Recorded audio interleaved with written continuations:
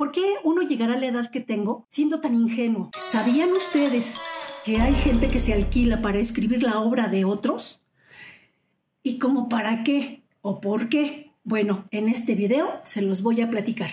Espero que se queden hasta el final. Pienso que les puede servir mucho.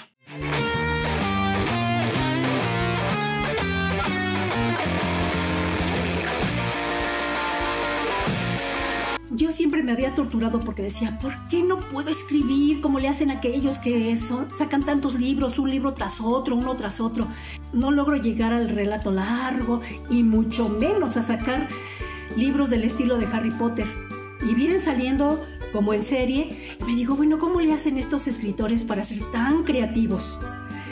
Y la respuesta la encontré justamente ayer. Tengo un stock de libros que no he abierto. Entonces ayer abrí uno y lo devoré. Lo leí en una tarde. Entonces, y le comento a mi marido, oye, ¿tú conoces a este autor? Y me dijo, sí, pero fíjate que me enteré que esa novela, que es una novela corta, otra persona lo escribió y él la publicó como si fuera suya. Entonces me mostró un documento que envió la editorial, donde dice que se deslinda de toda responsabilidad porque la editorial de buena fe aceptó el archivo del libro y pasado un tiempo, cuando el libro ya estaba circulando, llegó alguien y le dijo, oye, ese libro yo lo escribí, que el autor es un escritor fantasma. Entonces me puse a investigar qué es un escritor fantasma y encontré que hay sinónimos de esto. Hay escritores llamados escritores fantasma, escritores sombra o escritores negros. Por ejemplo, se sabe que Alejandro Dumas había construido una especie de fábrica de producción de relatos que llegó a tener hasta más de 60 escritores que hacían la obra y él nada más la firmaba.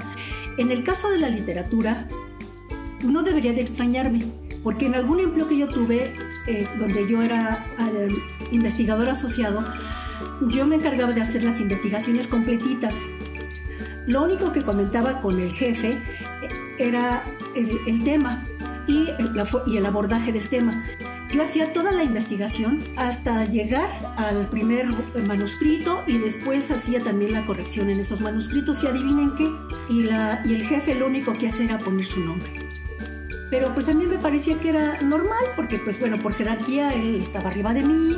No sabía yo que esto también ocurre en el arte, en el sentido del que está mostrando una obra que no es suya como si fuera suya, y en el caso del otro escritor que tal vez por necesidad económica se sujeta a las condiciones de quien le paga para que haga famoso a otro. Y no es tanto la fama, créanme, no se trata de la fama, se trata de todo el dinero que se puede ganar con una obra que los que firman no escribieron. No entiendo cómo alguien que escribe, que tiene toda esa creatividad, toda esa imaginación, se pueda contentar con dinero y que el otro sea el famoso y que el otro reciba premios y galardones y todo esto. De ambos lados no comprendo el juego. En un sistema capitalista como el nuestro, donde todo es mercancía, así funciona. Desde luego yo ya sé que hay personas que se entrenan haciendo discursos, sobre todo para políticos o para gente de la socialité que no tiene el talento para escribir, pero que le gusta como mostrarse intelectual. Eso sí lo sabía porque hace tiempo un señor me dijo, si yo llego a ser candidato en el partido tal, te voy a contratar porque no hay mejor persona para hacer discursos que un poeta, porque el poeta es el que sabe cómo manejar el lenguaje. Y yo pensé, ¿y quién te dijo que yo quiero ser eso? Aunque igual, si el hambre apremia, pues a lo mejor tienes que hacerlo, ¿no? Aunque no sea algo que te guste. Pero vamos a ver de manera más o menos puntual, ¿quiénes son aquellas personas que suelen contratar escritores para que les escriban sus obras?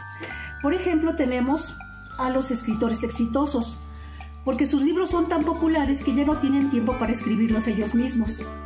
También líderes de la industria, como dueños de negocios y gurús de salud. Imagínate que estás leyendo a cualquiera de los gurús que tú sigas y piensas que él es una persona súper sabia y resulta que no, que es otro alguien el que está dándote esos mensajes y que ni siquiera son vivenciales, que ni siquiera están puestos a prueba. Por eso los libros de autoayuda yo paso.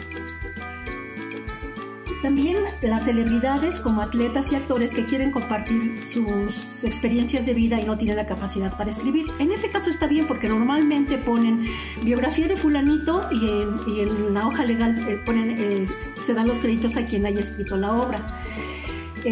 También hay blogueros que pagan para que escriban sus opiniones y sus ensayos. Y editores que quieren publicar más libros de alguien que haya sido muy exitoso pero que ya murió y dejó ahí algunos manuscritos y entonces le piden a otro escritor que complete las obras. Yo comento esto y son datos que encontré en internet, pero no me hagan mucho caso porque para hablar de esto hay que tener evidencias y yo no las tengo. Pero sí tenía la inquietud de, se me hace extraño. O sea, ¿cuánto tiempo necesitas para escribir una saga tan exitosa como la de Harry Potter y que todo salga de tu imaginación? Sí, pero tengo mis dudas. Bueno, hemos hablado de qué es lo que puede estar pasando para que un escritor famoso necesite contratar a otros escritores para que le ayuden.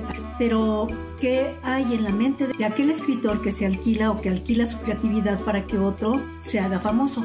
Pues puede haber solo placer por escribir. Si solamente eso es lo que les gusta, escribir, pero no les gusta ni la notoriedad, ni los elogios, ni la fama, incluso podría darse el caso de que estén escribiendo y que ni siquiera cobren. La otra puede ser esa, una gran necesidad económica que haga que, bueno, pues te escribo lo que tú me pidas, dime cómo lo quieres, pero págame. La otra posibilidad es que no tengan habilidades para moverse en el mercado editorial. Podría ser. En último caso, esta historia es entre dos, entre el cliente y entre el proveedor. Es como un matrimonio. Si están de acuerdo ambas partes, el que escribe y aquel que va a hacer difusión de la obra, si están de acuerdo, hay un convenio de por medio y de preferencia por escrito, es como el matrimonio, ¿no? Lo que pasa dentro de la alcoba entre la pareja le corresponde a la pareja y nadie más tiene por qué meterse en eso. Obviamente, como se trata de escritores fantasma, pues no se saben los nombres de la mayoría de ellos. Si te interesa este tema, te invito a que veas un reportaje que se publicó en el Canal 11, donde vas a poder escuchar y ver a las personas que se dedican a esto, sus razones por las cuales lo hacen. Ahora bien, no quiere decir que sea ni legal ni éticamente correcto. Por eso se ha creado el registro de derechos de autor y este registro es tanto a nivel nacional como a nivel internacional. Para algunas personas, para terceros, digamos que para los que están fuera de ese matrimonio, entre comillas, lo que está ocurriendo es que el que publica el libro que no escribió está ejerciendo un plagio. Pero no solamente eso, conlleva riesgos importantes.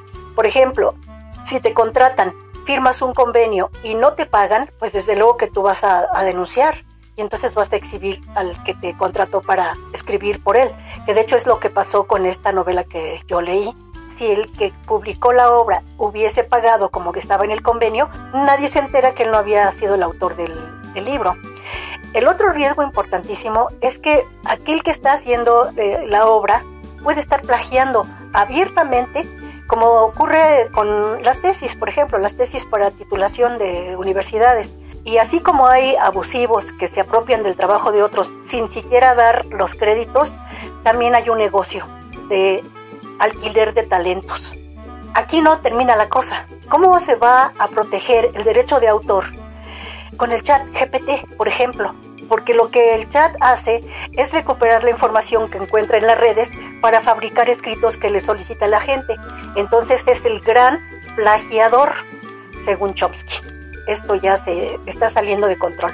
¿O tú cómo ves? Si eres de los que sufren porque no puedes sacar ni siquiera un libro al año, no te preocupes. Si tienes dinero, contrata a alguien para que los escriba por ti. ¿Y tú cómo ves? Si te gusta escribir, ¿serías de esos que le escriben las cosas a otros? Si te gusta escribir novela, ¿tú harías una novela o varias para que otro se hiciera famoso con tu obra? ¿O al revés, eres de los que no quieren ni siquiera mostrar su obra porque no quieres que te la vayan a plagiar? Les agradezco muchísimo sus suscripciones, sus comentarios y sus likes. Este algoritmo, como ustedes saben, se alimenta de la interacción entre quienes hacemos contenido y quienes nos ven. Así que muchísimas gracias. Los invito a que hagan comentarios a los videos. A ver, y a todo esto, ¿qué está haciendo la cara de un perrito en la miniatura donde hablamos de escritores fantasma? A manera de epílogo te cuento que hace muchos años leí una historia en donde se revela quién era el verdadero cerebro que generaba todos los inventos que Thomas Alva Edison presentaba como suyos, y resulta que era su perro. Pero como era un cuadrúpedo y era bastante flojo, se limitaba a dormir y a pasarle telepáticamente a Thomas Alva Edison los inventos para que los convirtiera en realidad. Entonces, por eso está el chiquitín ahí. Bueno, eso es todo por hoy. Que estén muy bien. Un saludo.